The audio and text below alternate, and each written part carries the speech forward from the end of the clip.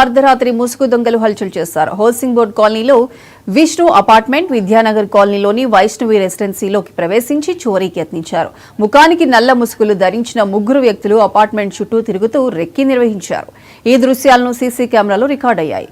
వైష్ణవి అపార్ట్మెంట్లో వాచ్మెన్ రూమ్కు గొళ్లెం పెట్టి 502 plot door కొట్టి ప్రవేశించడానికి ప్రయత్నించారు. ఫ్లాట్ ఓనర్ అప్రమత్తం కావడంతో దొంగలు పారిపోయారు. కాగా ఏ ఫ్లాట్లోనూ చోరీ జరగకపోవడంతో అంతా ఊపిరి పీల్చుకున్నారు. దొంగలు తిరుగుతున్న నేపథ్యంలో పోలీసులు పెట్రోలింగ్ నిర్వహించాలని కాలనీ వాసులు కోరుతున్నారు. కారణం ఏంటిది? ఇండివిజువల్ ఇల్లు ఉన్న వాళ్ళు భయపడతారు, కానీ అపార్ట్మెంట్ లో కొత్త కల్చర్ వచ్చింది. నార్మల్ ఎక్కడ వచ్చిన అపార్ట్మెంట్ దొంగలు వస్తారు. ఇదేం కల్చరు? ఇటువంటి మన ప్రపంచంలో ఆధునిక యుగంలో ఉన్నాం, కంప్యూటర్ యుగంలో ఉన్నాం. ఇది ఈ యుగంలో కూడా దొంగలు అడుకోలేకపోతారు.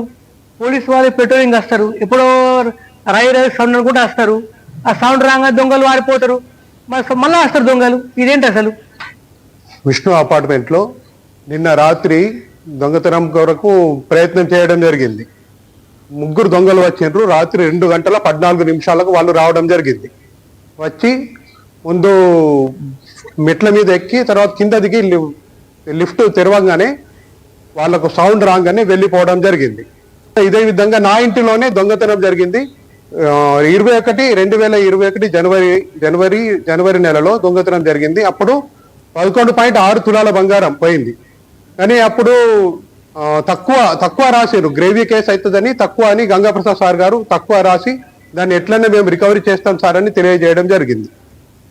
ఇప్పటికీ దాని గురించి దాని రికవరీకి ఏం జరగలేదు, దొంగల్ని పట్టలేదు ఇప్పటి వరకు కూడా. అది ఆ కేసు ఈ విధంగానే నడుస్తూనే ఉన్నది. ఇప్పటికీ పోలీసులు నిఘా పెంచి చూస్తూ ఉండాలా, ఎక్కువ శ్రద్ధ తీసుకోవాలా, సెక్యూరిటీ పెంచాలి.